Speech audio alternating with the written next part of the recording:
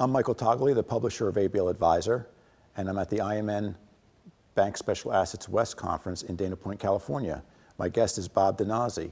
Bob is the Chief Growth Officer and partner with Second Wind Consultants. Thanks for being here today, Bob. Thanks for having me, Mike. So I just came out of one of your sessions, and you talked an awful lot about Article 9.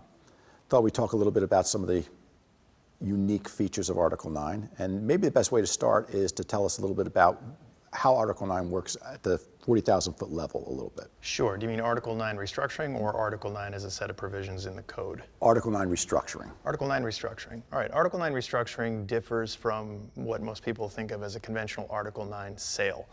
An Article 9 sale is typically a liquidation event. It's the end of life of a business. It's a sale that allows a senior secured creditor to convey those assets free and clear without having to go through a judicial process. And that sale does require defaulting borrower consent. But of course, at the end of life of a business, the borrower is just trying to reduce their deficiency balance, and there's no reason to fight the process. Article 9 restructuring is different. It has to do with going concerns. And an Article 9 restructuring resolves distressed assets and relaunches a business in a new operating entity without judicial code. So in other words, it works under commercial code rather than common law, or commercial law rather than common law. That has a lot of advantages for senior secured creditors. Common law operates under standards of equitable treatment, and that can mean that senior lender rights are typically diluted. They're I'd almost argue, always diluted in judicial process. Whether that be in an ABC, where junior creditors have no material interest in remaining value but can still cause delays, demand carve-outs, things like that. But in an Article 9 sale, the statutes are quite clear. The bank can convey assets free and clear of liens and liabilities as long as they follow the statute, the code, which is an arm's length buyer, adequate consideration, and notice to other interested parties. And as long as those standards are met, those assets pass after the noticing period into a new operating entity. The reason it's really interesting for senior secured creditors is that in this process, what you're doing is you're looking to the new operating entity and the potential upside of that new business to create incentives for those currently in a distressed scenario. So what does that mean? It means for a distressed borrower, instead of fighting with the bank, it aligns their incentive, it prepackages their consent into the secured party sale, because on the other side, there's some sort of job or performance-based opportunity for them to earn out enough to solve their other problems, or based on performance, to even earn some equity back into the company that they originally built. So that's what's in it for them. So it immediately aligns debtor with bank so that the bank doesn't need to worry about a filing or fight or reputational risks or carry costs or any of the things that come along with judicial process. For the bank, where it's really interesting as well, and actually even in the secured funding ecosystem, a lot of times what we see is a bank that is looking at a significant collateral shortfall deficiency won't exit that credit to ABL because they're not ready to write that deficiency down. And the problem is when they sit on that credit too long, looking at that as their best and only chance to be made whole, the business and the asset erodes to the point where now a secondary funder doesn't want to come in. Mm-hmm. So a great way to leverage this process as a senior secured lender, and we work on this with FAs as well, is you can chart out a path for the bank to exit the collateralized portion of their loan through the secured party sale into the new operating entity, and then subordinate some or all of their deficiency balance underneath the takeout ABL. So it creates a more viable path of recovery for the deficiency balance because that new operating entity isn't servicing all the legacy junior debt. In the ecosystem, one of the things that does is it creates a bank to ABL bridge where the gap might otherwise be too far to cross. So we open up a lot of deals in that way by leveraging this process to give the bank a reason to exit the credit to ABL because it represents a more viable path to recovering shortfall deficiency. That's one of the advantages. And then I think the other thing that lenders should understand, even incumbent ABLs, if an incumbent ABL is sitting on a credit and now, for whatever reason, there are too many junior liens below them to be taken out by another ABL, resolving those assets in short order through this process allows one ABL to be financed out by another, and vice versa. So it's a great bridge ABL to ABL to resolve everything below collateral value.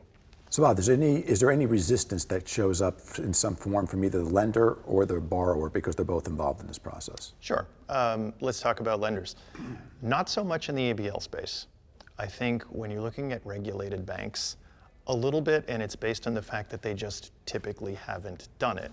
They've typically defaulted to judicial process, and I would argue that that has to do with an overweighting of the idea or the sense of security in judicial finality, and not trusting in the finality of observing the code, which is a bit ironic because the statutes within Article 9 were written for senior lenders to use.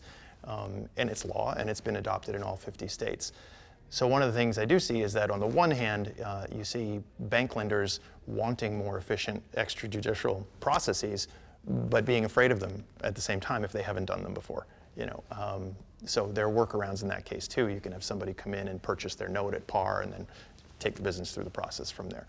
But that's where I would see some resistance. If a bank has not gone through a going concern Article 9 process before, only because of everything that needs to be vetted through counsel and everything else, it's just easier to do what's always been done. But we're seeing that change a lot. We're starting to do a lot more of these just because of the potential upside for the bank. I mean, not to mention, in a process like an Article 9 restructuring, as I mentioned, it's always an ABL takeout because it's a borrowing-based transaction. The bank can keep the depository business, which really matters now. So that's an extra bonus. And because even that internal to the bank there can be dual motives on the same credit.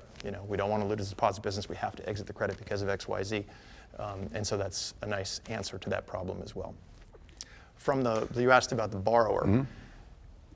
Yes. So if a borrower had no intention of giving up their business, sometimes they have to go through the hard reality of realizing that they simply aren't a viable candidate for an 11 plan. They are not going to reach a successful discharge.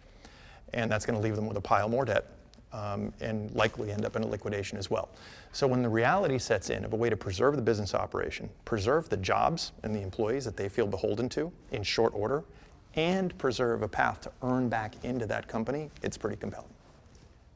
So is it safe to say that if you offer that, you present this opportunity to go down the path of an Article 9 restructuring, that typically the borrower is going to be very receptive to it because, or are they waiting until they find out, they say to themselves, I'm at the point of no return?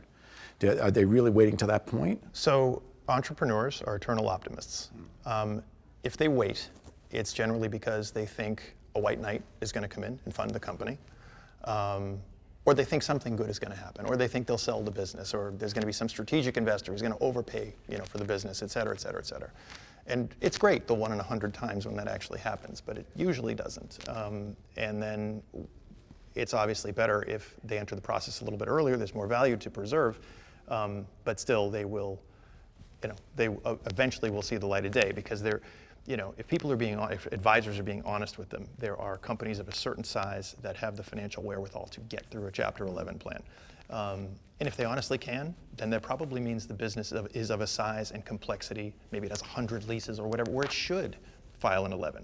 But if the business is not a fit for Chapter 11, and most SMBs are not, this is a far better option.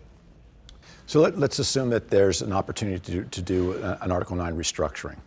Are there any rabbit holes, pitfalls that people have to really watch for before they're going to get into one of these scenarios? And that we can talk about that from the lender's perspective, or we can talk about it from the borrower's perspective. I think we'll focus more on the lender right now, if you don't mind. Are there any things that they have to really be aware of, saying, before I even start this process, are my ducks in a row? That sort of thing. Risks from the lender's or borrower's point of view. Typically, you'd be asking about successor liability or lender liability. Our firm alone has been involved in approximately 2,000 of these transactions, and we've never seen an issue. I mean, there have been a couple of claims that were summarily dismissed. So no, and that's because you follow the code and don't attempt to get cute. Meaning, when you see this done wrong, you have a business owner attempting to convey assets to his friend, Fred, through an Article 9 sale. That's very different than having the bank stand in the middle of the process in what is essentially a friendly foreclosure and then sale. Very different. If there's any risk at all, I'd say it's when you have a shortfall deficiency that is not that great in a particularly contentious or litigious seeming junior. So when that's the case, if we see the potential for a claim that, of non-adequate consideration, where the deficiency isn't so much that additional consideration could have spilled over to the second position, then we'll take the business through a public sale process. But that's pretty rare. Okay. But we have done them when we detect that it's in the best interest of insulating from litigation. Okay. But otherwise, we just don't see litigation. Because you're following the process so closely. Yeah. Okay. And anyone who does should also. Should do it. I mean, I think any restructuring attorney here would understand this. Okay. What about small businesses? Let's say they have an SBA loan, and it could be a working capital loan, it could be anything. But suppose there's an SBA loan. Are there issues unique to that scenario? Not really, except it's even easier for the lender. Because for the lender to recover their SBA guarantee, they simply need to observe the protocols, maximize recovery in a liquidation. The SBA's own liquidation and servicing protocols advocate for a going concern sale, and even an Article 9 sale as a way to maximize recovery value. And that's for the SBA. But for the lender, what it means is they can recover their SBA guarantee without going through the rigmarole of taking the keys from a business and formally liquidating it. So the bank saves time, money, reputational risk while getting their SBA guarantee back a lot faster. Okay. So if the lenders, bankruptcy specialists, turnaround managers, things of this nature, if they want to learn more about this Article 9 restructuring process, what's the best avenue for them to go? I mean, I'll have a conversation with anybody, but certainly there are some great articles out there. If you Google Article 9 restructuring, you'll find some things out there. I personally wrote, with the help of several friends from different law firms and FAs, wrote a rather comprehensive piece with some case studies and fact patterns in the Journal of Corporate Renewal, which is the TMA magazine last fall. It's called Not Your Parents' Article 9 Restructuring. I remember it. A tongue-in-cheek working title that became the title. So there's plenty out there, but I think if you just Google Article 9 Restructuring, you'll go down the path. And of course, they can contact you at They Second can Witness contact very me. easily, right? Yep. Okay. Well, that's what I covered everything I wanted to cover. Did I leave anything out that I should have covered today, Bob? No, I don't think so. This has been great. I appreciate it, Mike. All right. Thanks very much for being here. I man. appreciate it. It's nice seeing you. You too. Take care.